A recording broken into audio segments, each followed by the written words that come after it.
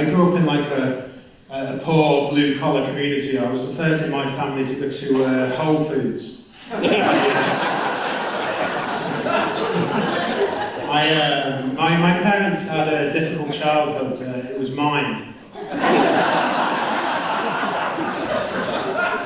I wasn't planned baby though. I wasn't planned baby. The plan was to rescue their marriage.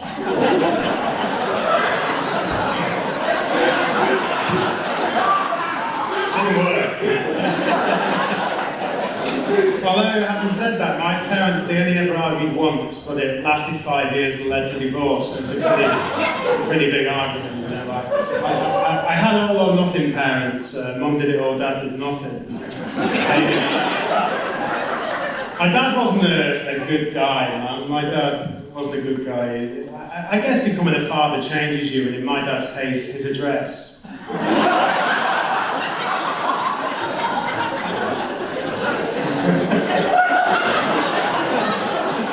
I'm glad you're laughing. We're laughing too now. I think Eddie Murphy was like a father to me. I didn't know him either.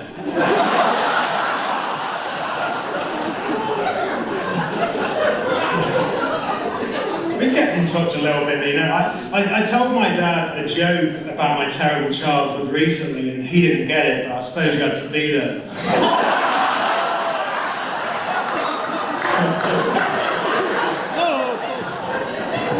I got a lot of dad jokes. It's the only thing you get from a bad dad, isn't it? My mum, she struggled with my dad, and she also struggled with me as well. I always remember when I was growing up, my mum said to me that when she was pregnant with me, she went to the hospital for an ultrasound scan, and the doctor said to her, "The baby's doing great, he also looks like his father." And my mum said, "Well, which one is it?" She's a funny woman there.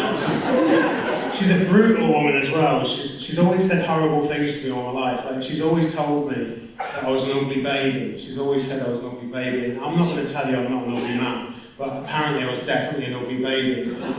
In fact, I was so ugly as a baby when my mum was giving birth, the midwife kept telling her to pull. So like pretty...